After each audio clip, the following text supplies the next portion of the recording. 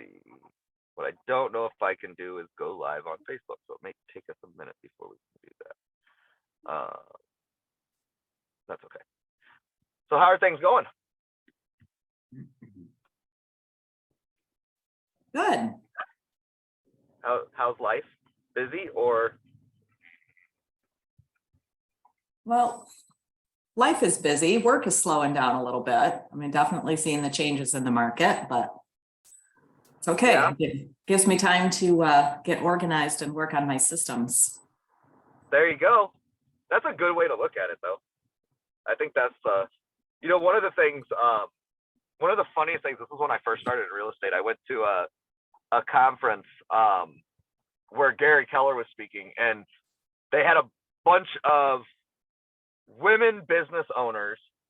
And the one lady said, we almost doubled our business last year. He said, how? She said, well, we went back to basics. And his response was great. And it was, whoever told you to get away from it? Like, whoever told you could leave it?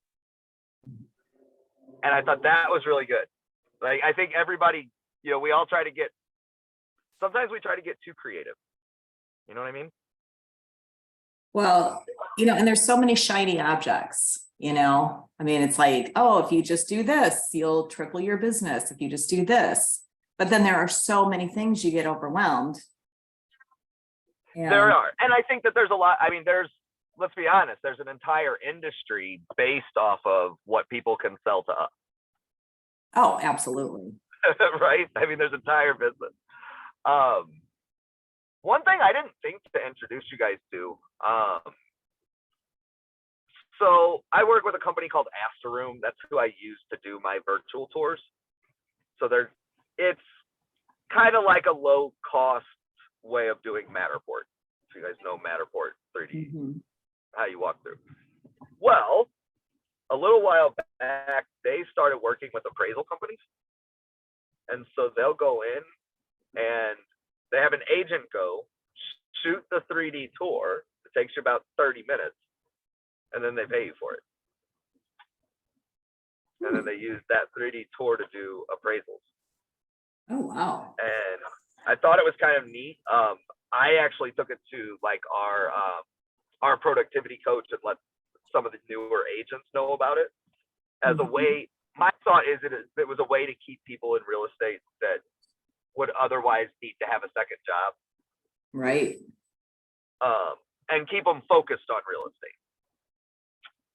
Right. What about, so, I mean, you're obviously seeing, do you think you're seeing both seasonal and market correction, or do you think, how has the rest of the year been for Holland? Like, has it been pretty steady the way it was the year before, or has all year been kind of slow? It's been a good year for me, but I started noticing, probably like end of May, beginning of June, the correction or whatever you want to call it started happening. As interest rates started to rise, I think there was just buyer fatigue was a big part of it. But then, with interest rates rising and the economy the way it is, because traditionally I'm pretty busy this time of year. I mean, I've had usually I have more closings in December than any other time of the year. And I don't know, I have one more closing coming up the end of the month, but I don't have anything scheduled for December at this point. I don't either. And it's funny because I'm kind of like that too, in that usually here in St. Louis, the busy times are right before kids get out of school and right before they go back, right? Or right when they go back. So, September to October is usually busy for everybody, and March, April, May is always busy for everybody. Yeah. For me, I'm always busiest from November until the beginning of December. I don't know why. It's just I have a lot of people that I have a lot of long-term lookers, and long-term lookers tend to panic at the end of the year and then end up buying. I think that has a little bit to do with it. Um, but yeah, I have a little bit different, but it does. I'm busy, but I'm not as busy as I was last year, for sure. Yeah. Megan, what about you? Because so I don't know if you guys know this, but Megan's like a third generation agent, and so I always love getting her insight into how the market. So what are you guys seeing in Virginia? Yeah, we're starting to see things slow down, and it usually does this time of year, so I'm kind of hopeful that's part of it. I do property management as well, and we're starting to see rentals pick up again, which are they getting really competitive? Yep, we're starting to get multiple applications on places, so I think some buyers are renting for a year or two at this point, and kind of seeing what happens. Hanky, honestly. Are you staying pretty? I mean, is everything staying pretty much rented out where you guys are? Yeah. Yep. Yeah.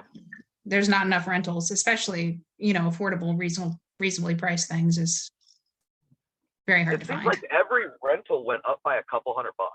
It just seems like that here. Like overnight, from like June to September, everything went up a couple $100. Mm-hmm. That's hard to stomach for a lot of people. It is. I mean, I think it's a good thing in that it's still cheaper to buy than it is to rent, right? But man, it's not as much as it was. That's for sure. I think, and this is not based on any real fact, I think though, February or March, we're going to see rates come down a little bit. I don't think they're going to come down to 3% or anything like that, but I think they're going to come down a little bit. Just seems to me like after every election that happens, doesn't it? I don't know. Just seems that way. Yeah, I think a lot of people are waiting to see what happens after today. This is a big day. So we'll see. Maybe that is part of it, guys, is, we were just talking about, I'm usually busy.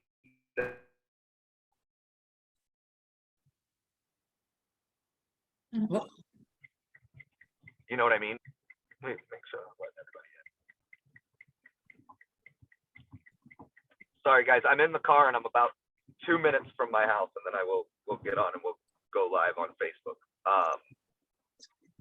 But we were just talking real quick about what the market looks like in your area, what you guys are seeing, because I think we're all seeing obviously a different market than we did. Recording in progress. Than we did just a few months ago.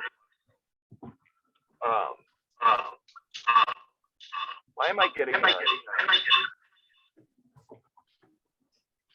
You might get back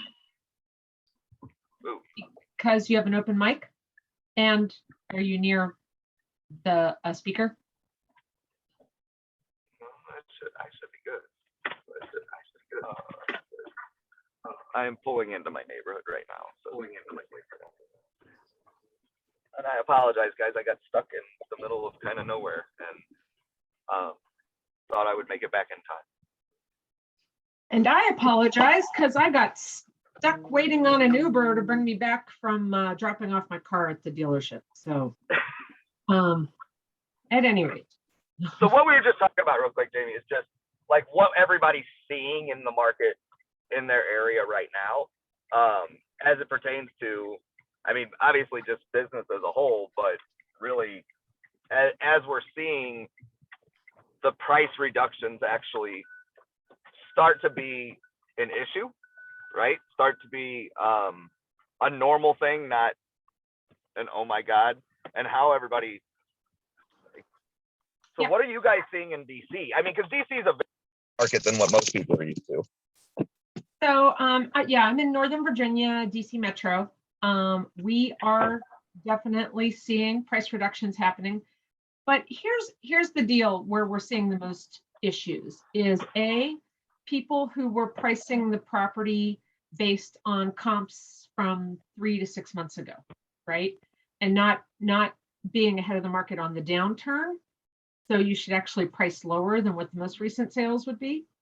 And then the second thing is, a lot of people decided at the last minute, they were going to put properties on the market that really needed a lot of work done. So they were less than, they were dated. And our average price point, Fairfax County's average price point is probably, the average I think is right around 450, and that includes condos. My home sales average is right around 650. So just to give you an idea, and people, when they put, when you put something on the market that needs too much work, people just aren't going to do it, especially now with the rates what they are. And this is a great script for you to give clients whose homes may need work or need to be priced much lower because of needing work.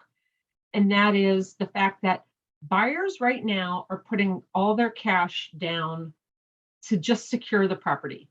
They don't have funds left over for doing renovations. So it's easier for them to finance a renovated property, meaning to get financing on a property that's ready to go, all the bells and whistles, shiny, move-in ready, than it is for them to buy a property, even if it's $20,000 less or $25,000 less. If they need to go ahead, turn around and put $25,000 into it, that's not helping them. Like, they're not going to do that. They're not going after those properties. So, I often encourage my clients to put a lot of elbow grease into a property before they even put it on the market. We want it to be move-in ready.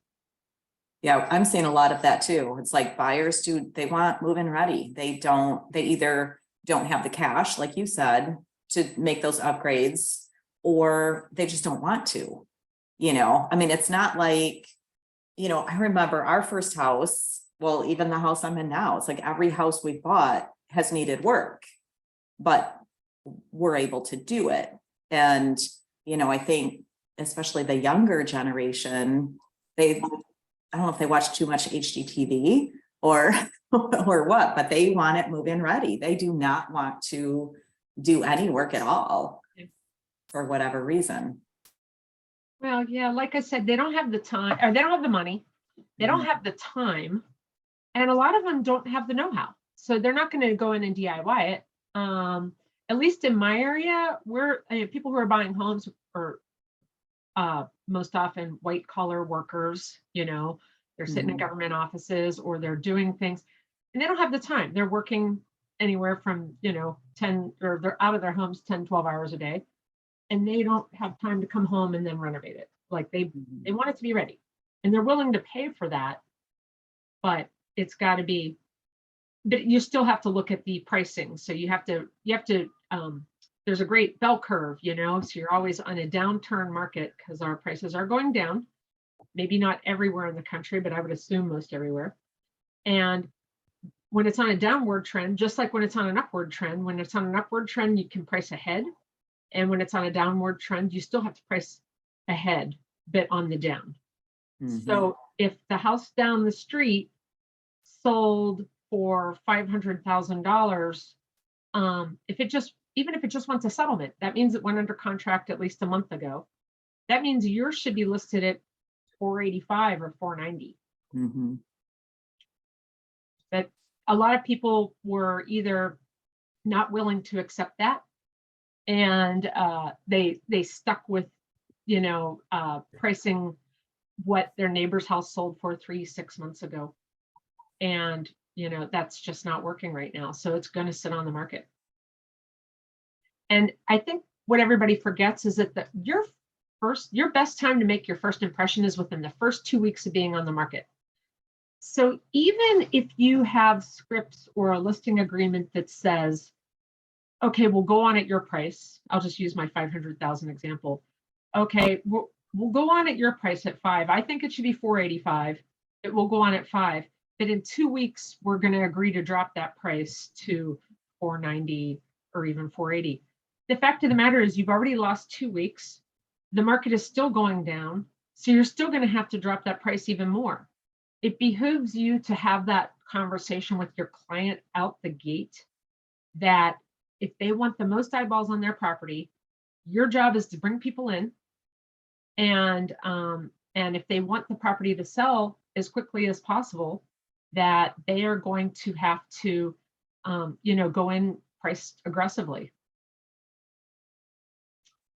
And then there's a great statistic. I know I say this all the time, and if you are not aware of this statistic, for every 10 showings, 10 qualified showings, not open houses, so I don't count those people, but for every 10 qualified showings that you have, you should have an offer. That is a statistic that has been around since I got my real estate license 10 years ago. I have been able to pinpoint it to literally every sale I've had. And I say 10, it might be 11, might be 9,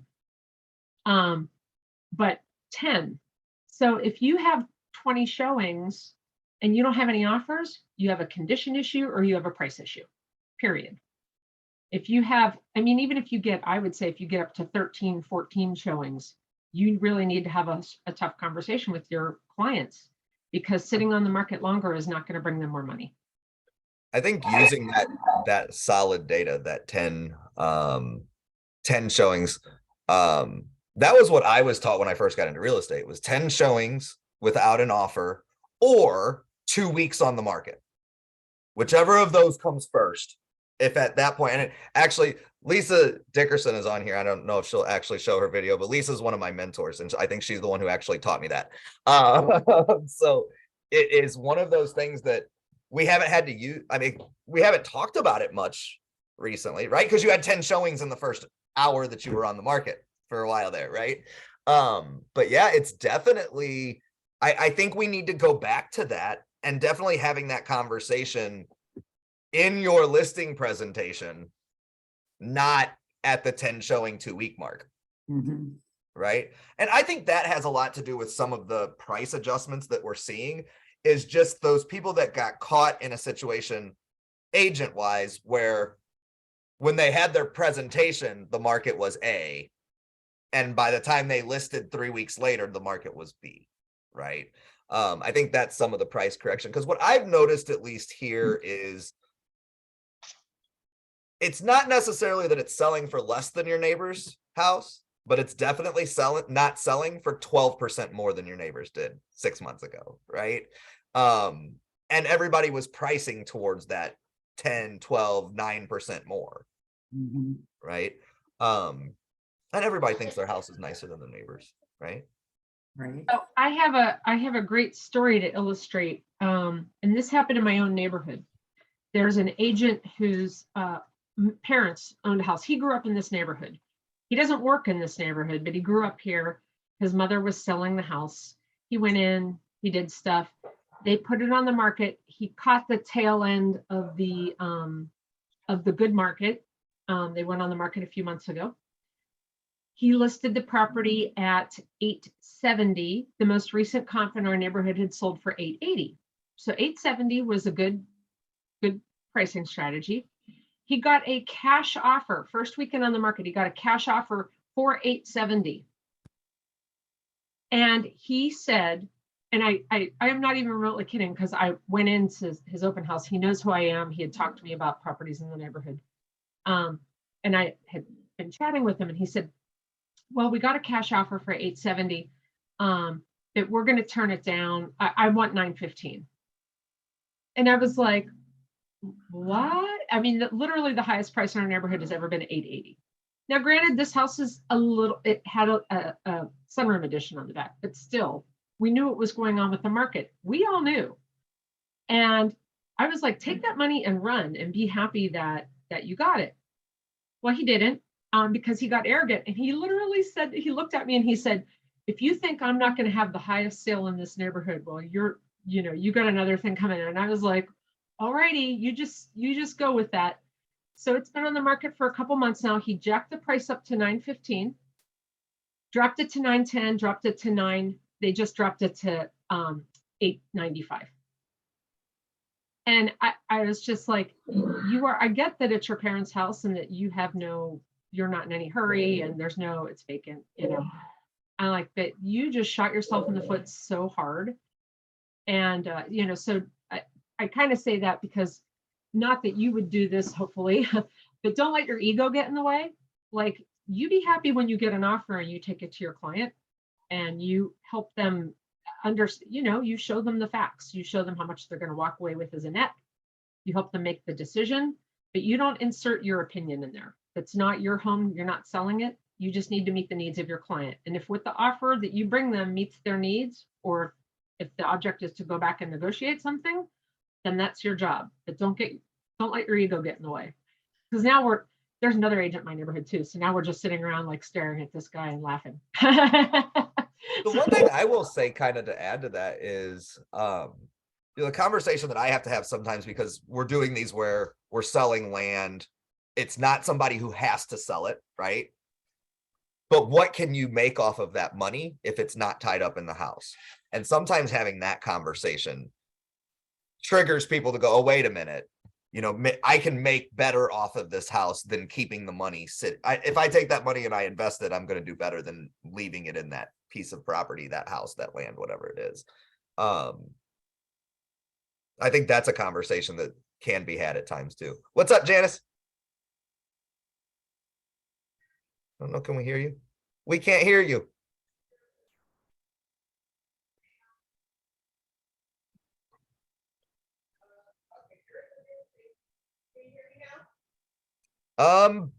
Barely. You might need to hold the phone closer. So there was a real estate training company here in California. And they have an education that shows how much people lose when they hold it on the market for expected price. With all the payments, taxes, insurance, etc., how much they actually lose. Ooh, I like that. Sorry, for some reason my microphone. No, but I like that idea of being able to say, hey, here's what you're losing in taxes, insurance.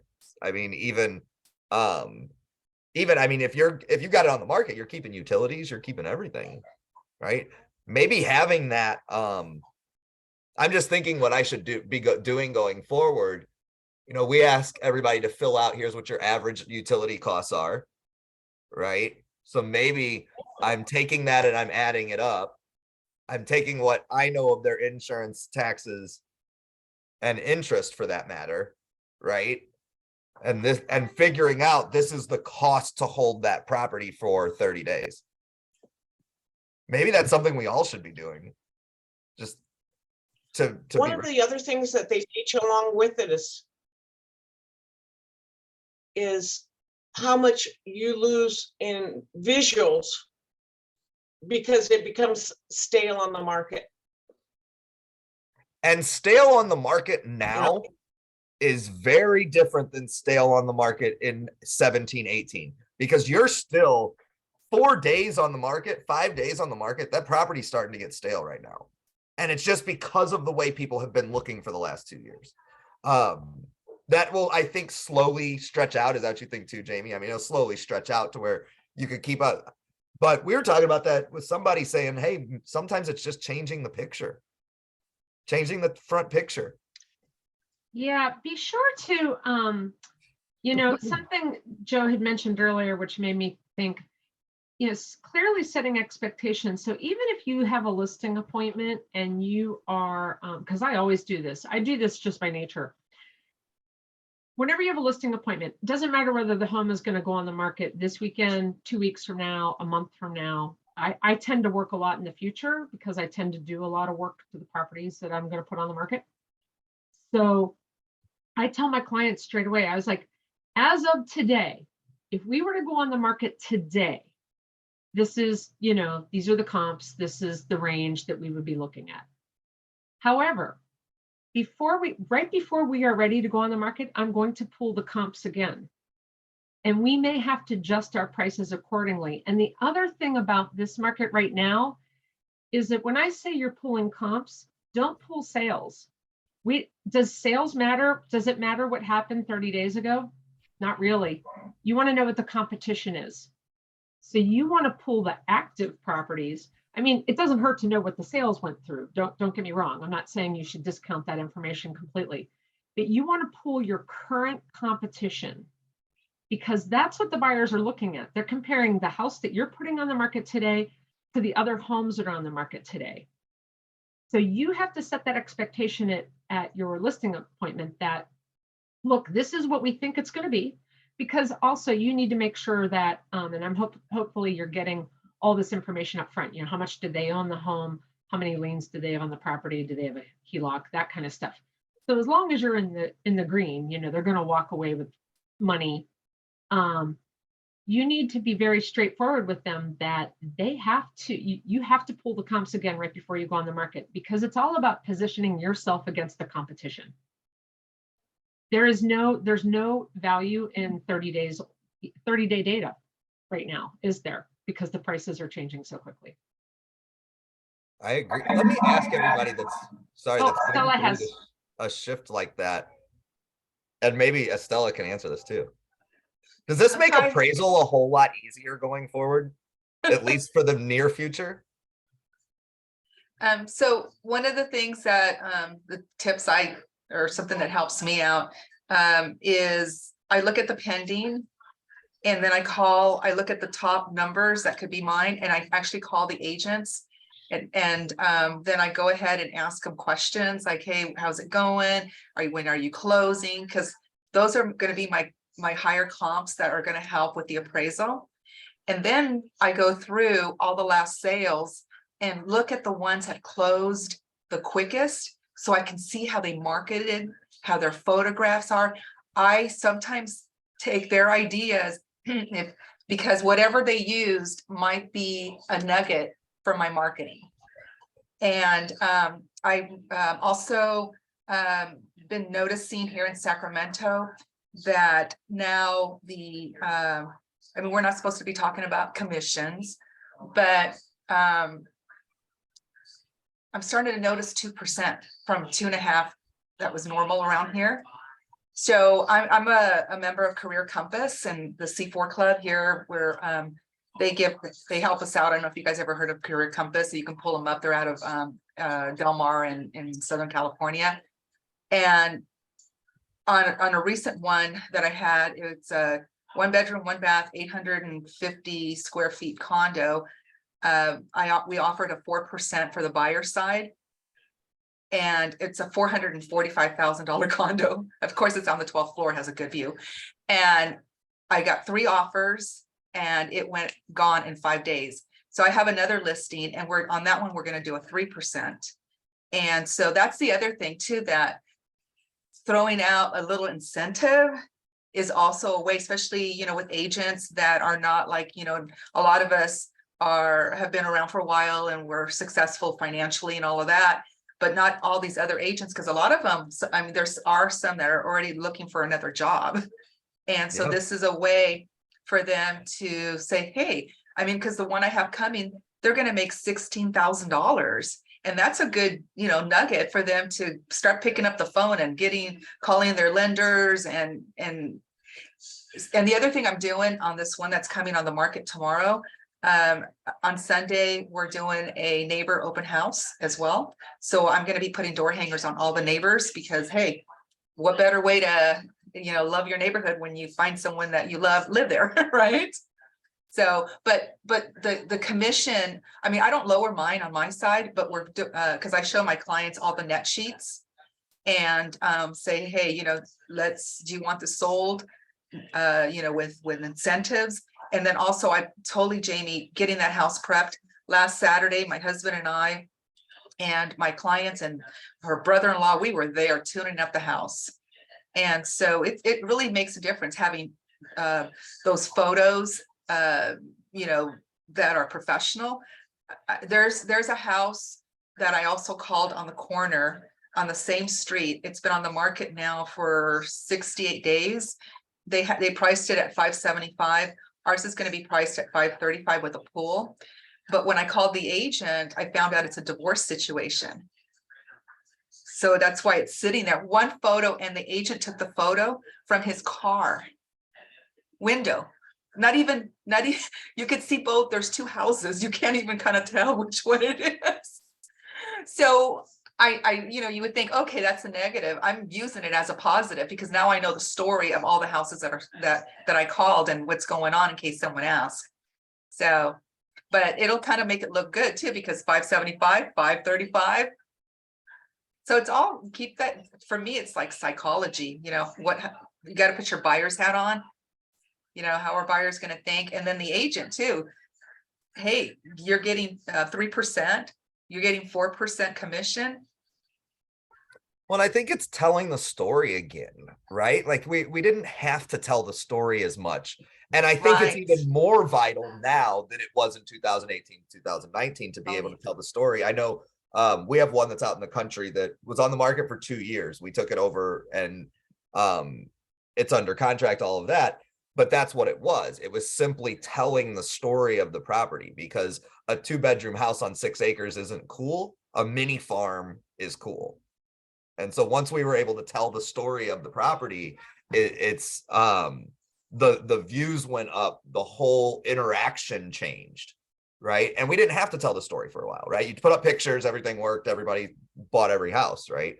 We're not in that anymore. I think I keep hearing this, and I'm sure you guys are hearing this too, but I keep hearing this on podcasts that the last 2 years have been a speed-based market, right? The first person to get to a lead, to a listing, whatever, the first person to get there was going to get it done. It's a skill-based market again, where it's not every agent can sell your house.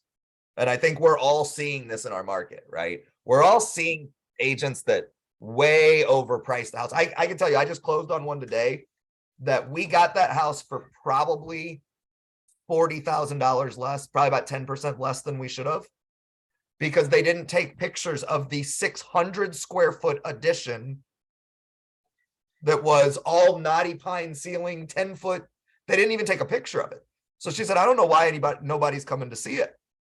Well, I'm not going to tell you until we close, but I can tell you why nobody's coming to see it, because it's a 1,100 square foot house, not 17. When it's 17, it's worth 350. Joe, was that, are you doing aerial shots too? Because something like that would be good with the aerial. So you can see, 6 acres, people want to see what's out there. You have to do drone if you're doing anything on land. I think it's the only way for people to see what the land can be used for. Even like I do virtual tours, you can't do a good virtual tour of the land because you can't figure out the topography of it well. So yeah, I think the most recent one, that's on 10 acres. And yeah, again, you want to, I don't think that one that we bought though, I don't think they did aerial. And I think you should always be running a drone up on anything on land. I think also anything that's like in a cool neighborhood, you should do it. If it's in a cool neighborhood that has a pool and a clubhouse, pay the couple $100, man. It's well worth it. Yeah. I normally do aerial here, but in California, we have all these, it's California, you guys. You live here, and I've had people turn me in because or report me to our MLS. And so I don't know if it's just why they've done this, but it's happened to me about twice, because you can't see other people's backyards. And so when it's really tight, yeah. And so when I do that, it has to be the right house. And they don't want you to see their marijuana grow house. Remember, it's legal in California. DC, the Capitol and the White House have a no-fly zone, so we can't even do. There are certain people that can get clearance for drone photography, but it's very, for real estate, it's very difficult. You can't. Can you do it out by you though, in Virginia, or no? I'm inside the Beltway. No, I'm only 10 Okay. miles from the White House.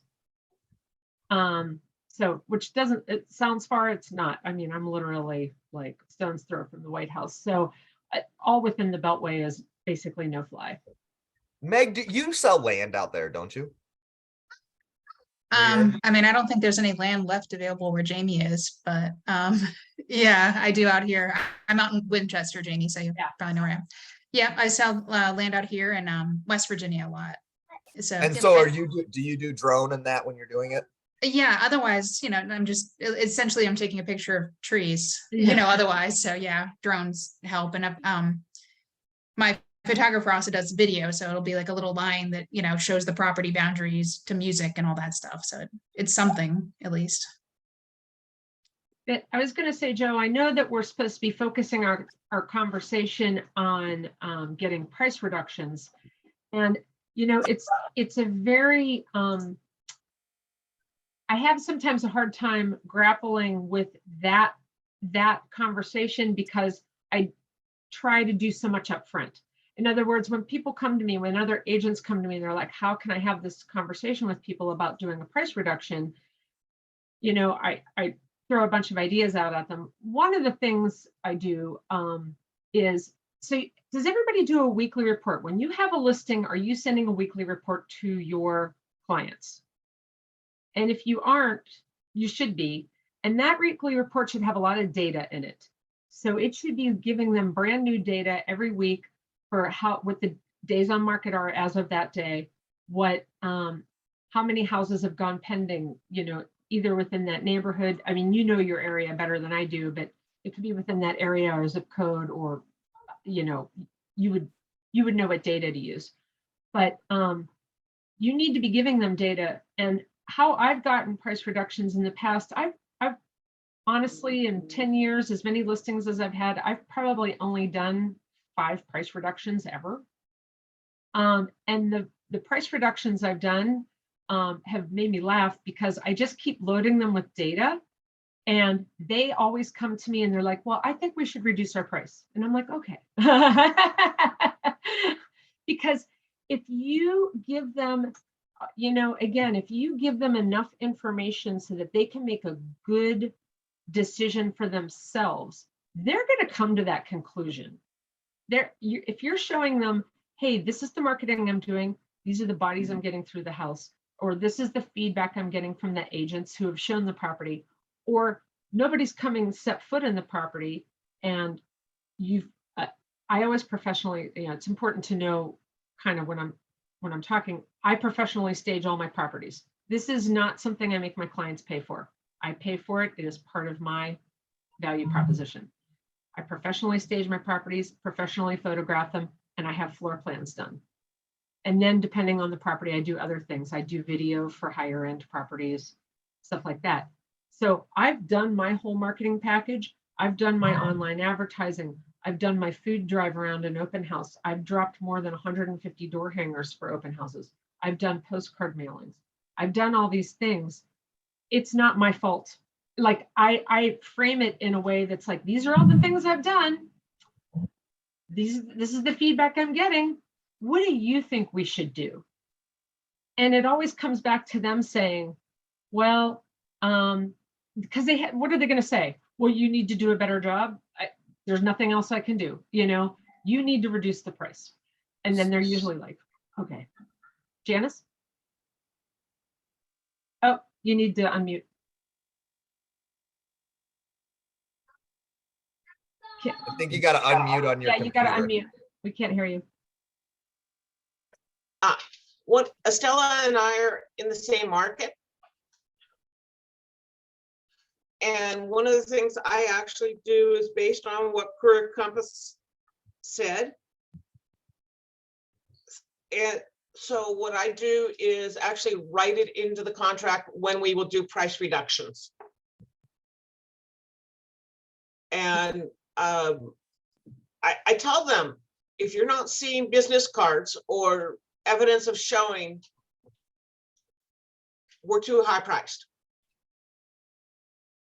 Yeah, that my advice would be that you're not putting it on them to look for the business cards or evidence of showing. You should be giving that in a weekly report along with the agent feedback.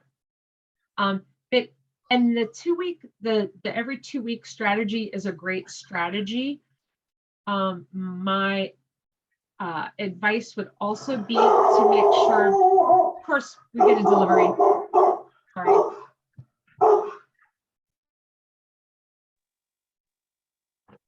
Tango's always allowed to bark. It's okay.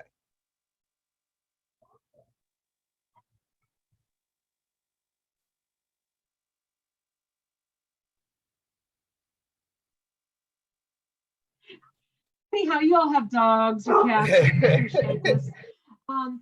But you want to make sure that the only challenge you run into, remember I said earlier, when you're pricing in a down market, when you're chasing the curve on the down, make sure that you allow within that listing agreement, when you are building in the price reduction, that you're building in enough of a price reduction, or else you're just going to be chasing it down further. So that's You're always going to stay a little bit ahead. I know, or a little bit high. I know what you're saying. Yep. I think the big thing, guys, that we're all hearing is you have to be having the conversation in the listing appointment, right? About what. So Jamie, you know what I'm going to ask you is, will you share that with us? Your weekly report? Oh yeah. Will you Yeah, share one of those with us, like on the Facebook group, just so we can all see kind of what you use? I know what I use. I use the number of like we use the online views both through the MLS, we use it through Zillow, and I think we do it through realtor.com. I'd have to look. We do the number of showings, we do any feedback. I think that's it. Yeah. But anything else that we can add in there, because what I'd like to do is create something that we can all kind of use that looks nice, that's easy to edit for everybody. And I'm sorry, because you have dogs, I have kids. So yeah, that would be cool. Yeah, and it's not complicated. I literally have an email template that I mean, it's not fancy. It's literally just like a bunch of statistics and I just plug them in. I don't overcomplicate it. I've seen some people that make better when it's just elaborate reports. Well, sometimes it's better when it's just data, right? Because I think what you're hinting at is you're giving them the data and letting them come to their conclusion, right? Which I think is a different way of doing it than what we're used to, and it's probably a much smoother transition at that point. Mm-hmm. Right? Because everybody wants to do what's their idea, not what's your idea. And again, with the whole setting expectations, and I am a broken record when I say setting expectations, it's I have a new agent I'm bringing onto my team, and like every training we have, I'm like, so you need to properly set up the expectations of the client. When you're doing, even before you've set foot in the door for your listing appointment, you should be collecting data on your client. I actually send a questionnaire to my clients ahead of time, or my potential clients. And it's a questionnaire about their home. And the most important question I ask is, how much do they think their home what do they think their value is right now? Like, what do you think the price is? I walk in and I'll tell you how that makes my life easier. One is they say, I think my house is worth 500. I pull the data, it's worth 450. Then I go in immediately knowing that I have a little bit of an uphill battle, right? I have to show them the important information. I have to lead them through the thought process and understanding the market, the current market, and what their expectations are, and also what the competition's doing, right? I show them photos like, is this how your house looks? Between these two photos, which one would you pick? Okay. Between these two photos, which one would you pick? Okay. So you do that, and that way you're prepared. You know what you have to come with. You have, what kind of data you need to bring with you. The flip side, this happens just as often as the other side happens, where I do that survey and they say, well, I think my house is worth, I think it's worth 450 and I think it's worth 500. I mean, I pull the data and it says 500. They think it's worth 450. Like, this is easy, right? I just have to go in, and I may even split that difference, because even if I think it's worth 500, and I say, I think, the data, this is data, competition, what's going on. I'll explain to them how it's our job to get you the most offers we can. It's my job to get you as many bodies as I can through the door. And it's my job to bring you as many offers as I can. Because when I have more than one offer, I can negotiate away the contingencies. if I only have one offer, you're going to have contingencies. Okay. And now we're battling home inspections, we're battling appraisals, we're battling all sorts of things. Again, this is DC metro market. I know it's different in other parts of the country. But if I can get you more than one offer, so if we price it just a little bit below what we think it's going to sell for, or what it would appraise for, or anything, if we can price it lower, I can potentially beat the carpets and get more buyers for you. I can get more offers, because as soon as I get that second offer, I can negotiate for you. And so it helps me sell on getting the price down a little bit. It always works out. It always works out. There was a coach, and I can't remember what his name was or who he was with. I want to say he was a Craig Proctor coach. And he used to say that the market sets the value, right? We all know this. The buyers set the value of the house, not us. We just bring data and we help the sellers make the best decision. But more accurately, buyers will select the house value. And he challenged us. He kept saying, you could list the house for $1,000 and it will sell for what it's worth. And his house finally, he lived in California. He lived in Southern California. So again, California market. But this was years ago. This is before the boom. This is like 5 years ago, 6 years ago. He was selling his house and he says, I'm going to prove it to you what I've been saying all along. And he put $100,000 price on his house. $100,000, single family home, like 5 bedrooms, 3 bathrooms or something. And it sold for $1.2 million. He had cash. He actually came back and he said, it sold for more than I could have sold it for had I listed it for the price that it was worth. And that's because you create a buyer frenzy. Now, you always have those handful of people out there that get really irritated because they're like, well, why didn't you list it for what it was going to sell for? And I'm like, I don't know what it's going to sell for. I don't. My job is to attract buyers, right? My job is not to predict what the last buyer is going to think this property is worth.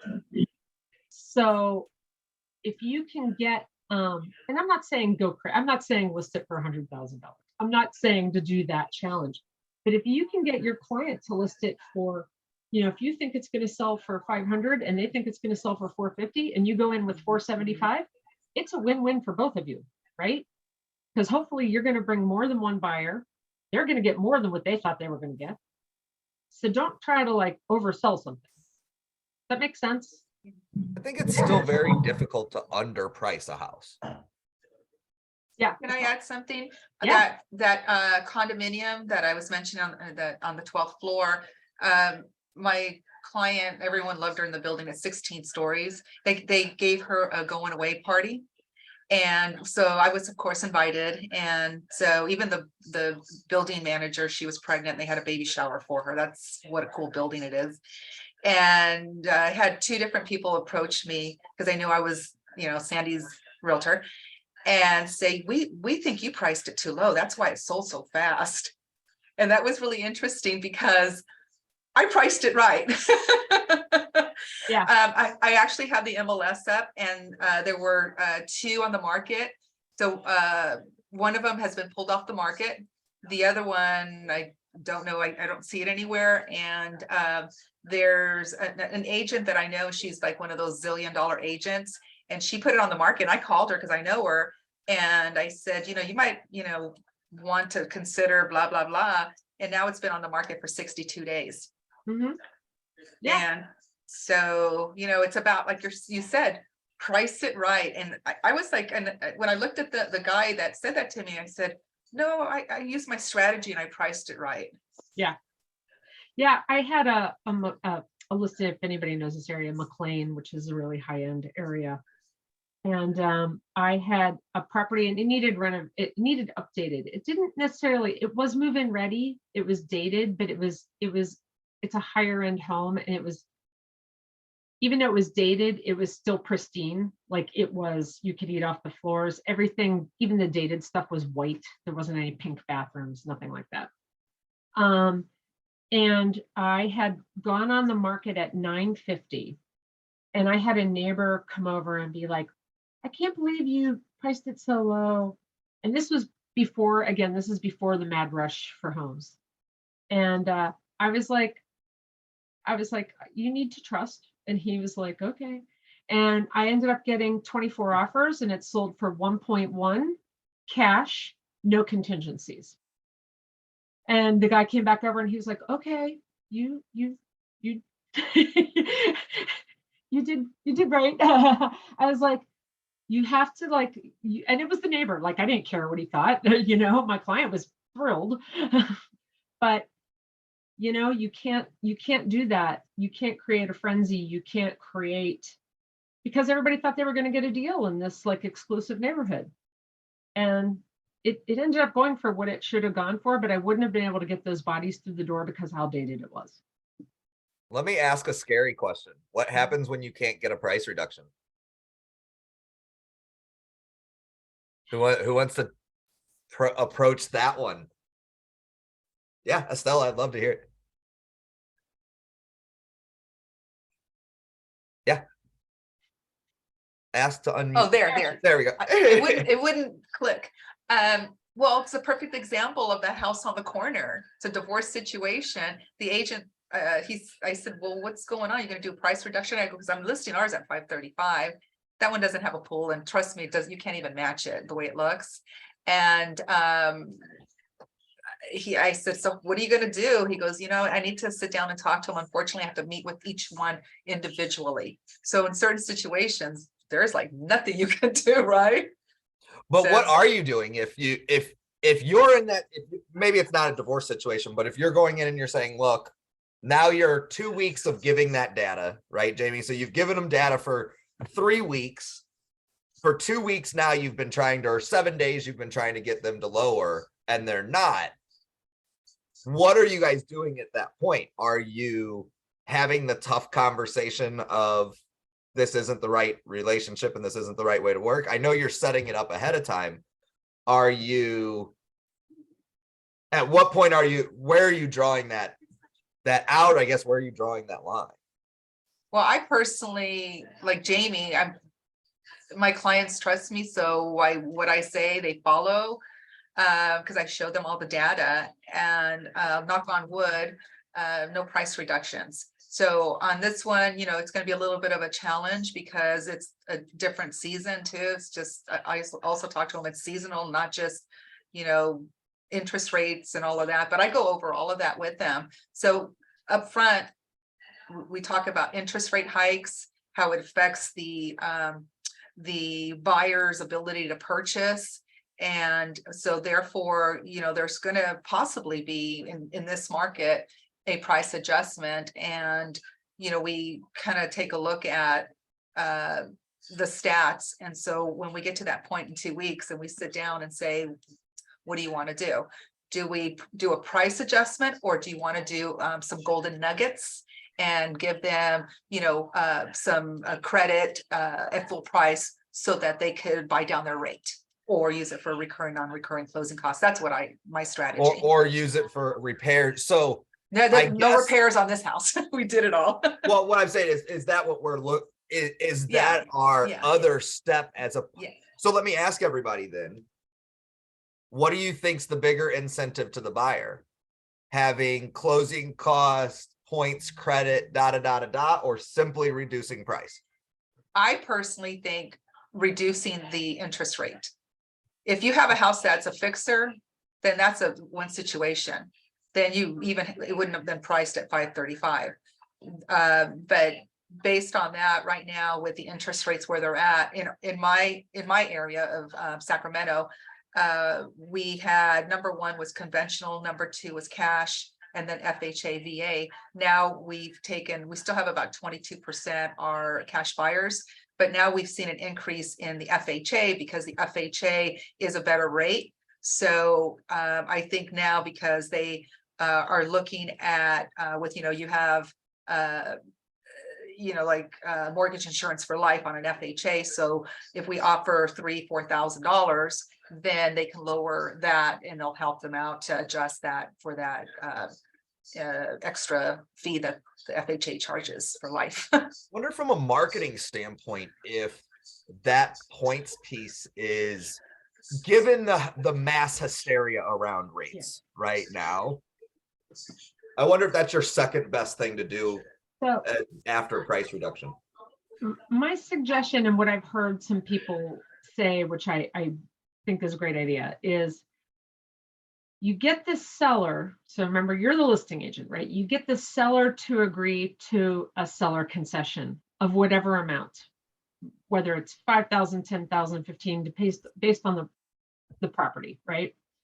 So instead of doing the price reduction, or you can split that difference. So say you get them on my 500,000 example, you get them to agree to a $15,000 reduction.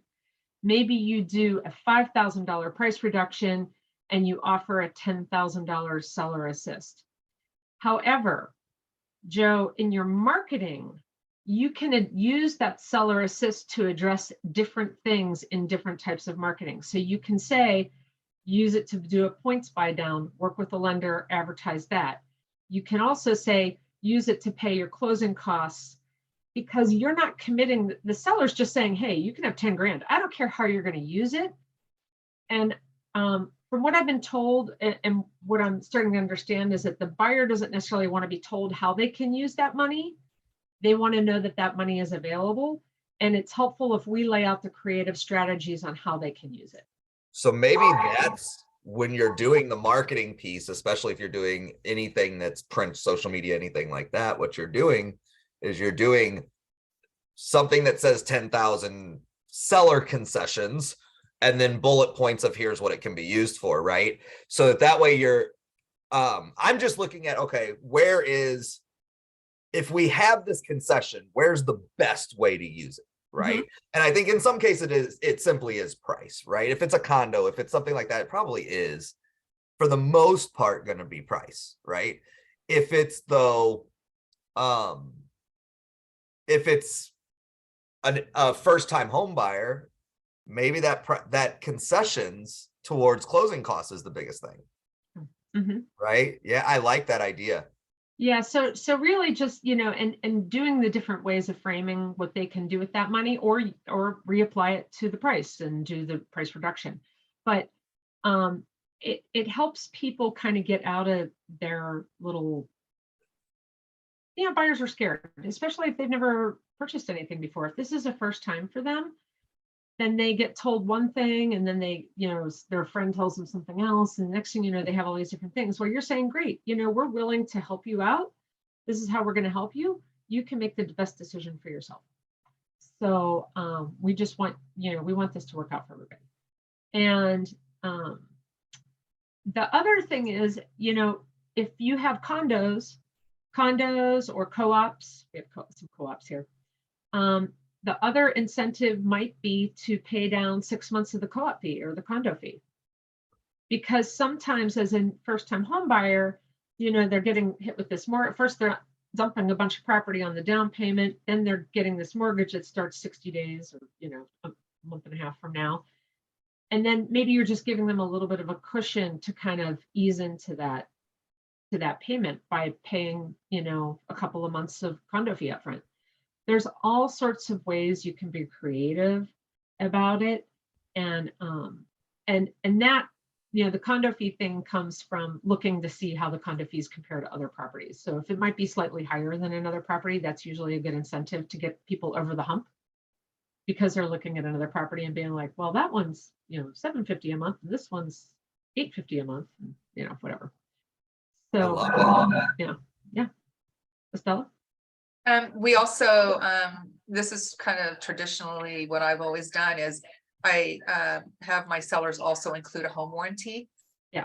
And always, and that's kind of a nugget too. So they don't have to beg for it, ask for it, that we don't put that as part of the negotiation. It's done. Yeah. If they want to upgrade, they can upgrade, but they get either $450 or $500 at their choice. Yeah. And that gives them peace of mind, and also it's peace of mind for my sellers, because in California, they have up to 4 years to come after you. Like if all of a sudden there's a squeak in the stove. Crazy to me. That's not, I mean, we're just the opposite. We're a buyer beware state here, right, Meg? So it's like, here's the keys, good luck. You're on your own. Not in California. But yeah, the other but being creative, and I was gonna say something else about setting an expectation that you made me think of, and it just went right out my brain. It'll come back in a moment. Anyhow. Real quick, what are you saying when you advertise a price reduction? Because I hate the word price reduction. I hate price adjustment. I just say new I price. think I just hate the word price altogether. New price. New price. Improvement. Yeah. I like improvement. I just don't like price at all. I just don't like having that Yeah. word in there, right? I don't know. Or that's, I mean, you can't get away from that. It's you can't fool a buyer into no. It's a consideration reduction. Or it could be a consideration addition, right? I'm adding this consideration of this $15,000 I'm giving you back. Yeah.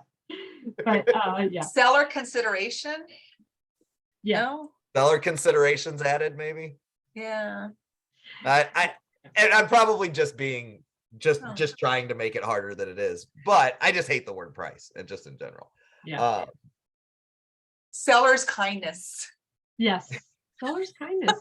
Seller The seller wants to help contributions, you out. maybe. Oh. How about the seller is looking to help somebody get into their dream home? Yeah. The seller's reality check. Yeah. Yeah. But the other, and this is what we didn't address, is always go back to their why. Go back to reminding them of why they're selling the property and making it clear to them that they can't hit those goals unless they agree. Yeah, they can't move on. They can't, whatever their reason is for selling the home, which you should have, right? You've talked to them, you know that they're either moving or they want to be closer to grandkids or they're upsizing or downsizing or whatever it is. This is why you remind them of that. This is where you're saying, okay, I want to help you meet your goal of X. And this is what the data is telling us. And this is how we can achieve meeting your goal. And it's by doing Y. And that Y involves a price of some consideration change. So remind them, you have to remind them of that. And you have to know what that is. Like if you are going to listing appointments and you're not knowing what their motivation is, like why are they selling? Then that's a big factor that you're missing out of. And you should also dig deep on that motivation. So not, why are you selling? Well, I want to be closer to my grandkids. Great. What would be closer to your grandkids mean to you? What would that mean to you? How would that change your life every day to be closer to your grandkids? And learning how to use those transitions when you do get into a tough situation where you can bring that back up in saying, I understand that making this price change is a big consideration for you, and then being able to transition that back to the why, I think is the key to using that strategy to get them to remember why this is important, right? Yeah. Those transitions are I think incredibly valuable. Those transition that conversation back to the why. Mm-hmm. Yes, that's really important. It's important you know that information going in. Yeah. So, but it is on our. It is time. What does anybody else have? Anybody got anything that we missed? I think we covered a lot, really. Anything get any value out of this? I know I did. What's a takeaway that you're going to apply, Joe?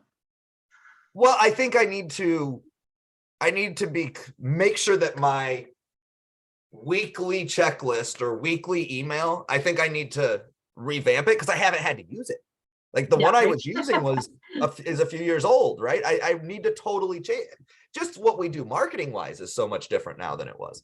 I think that's my big takeaway is I need to have that ready because I, knock on wood, haven't had to do a price reduction yet, but I need to be ready for it, right? What do you got? Stella. So Jamie, I really like you sharing the strategy on the price adjustment or the seller's kindness to the buyer adjustment. And splitting it. So if you come, let's just say 15,000, then you can do a 5,000 for credit, for example, and then just do the 10 or however the numbers are. I really like that, and definitely getting out more. I was just going to do the whole block, maybe on Friday, Saturday, because I don't think it's going to rain here on Friday and Saturday. The door hangers for the it's the open house will be Sunday for everyone, but I'm just sending those little nuggets to the neighbors. So I think I'll probably, you said you did 100 and what? How many Oh, I do 150. by yourself? No, I pay somebody to do it. Oh, I need to find someone to do it. It's a great job for teenagers. If your seller knows a teenager in the neighborhood, you pay them, they go do it. Yeah. Okay, I'm gonna, okay. Yeah, okay. I think I have an idea there of who I'm gonna contact. Yes. I like to employ children. I'm not opposed to child labor. I may have Max work up a cool door hanger that we can all use for open houses too, that we could easily work out the template in there. You know what I mean? Where we could just plug the pictures in. It's already set, change the date, and it's something that you can print easily. That might be something to think about. Well, guys, thank you all so much. This is my door hanger. So this is the open house door hanger that I have 1 million of these printed. And all I do is I put a sticker with the address of that way you don't have to reprint them and you're not up against a deadline of having to have them done ahead of time. love So it. I just have thousands of these down in the basement, and for every new listing I get, I put the information here. So there is no photo of the house. They don't need to have a photo of the house. I give them a bit.ly link to go find the listing, but it's all on the sticker. And this just gets them in the door. Our Yeah. job, get them in the door. Jamie, by doing that, have you seen any success of neighbors contacting you and then listing a property? Yes, I definitely get calls from neighbors. I also get a lot of like, we're thinking about, so there's a lot of future works coming in. I started doing this format about 2 years ago. So, but yeah, I definitely get calls. I definitely get tons of neighbors through. I love having neighbors come to open houses. I give them a different form to fill out. Everybody else signs in electronically. I don't want to go down an open house road. We can do that another time. I give good open house. But yeah, I love the door hanger. I'll talk to Max about making something up that we can all kind of use when we want to. Well, I can give her this format. You guys can it's already there. Yeah, that would be awesome. No, I like your format, Jamie. Thanks. Thank you. Well, awesome, guys. Thank you all so much for being a part of this and sharing your wisdom. If you guys need anything, let me know. And as always, from Real Estate Pet Project, have your pets spayed or neutered. Take care, guys. Bye.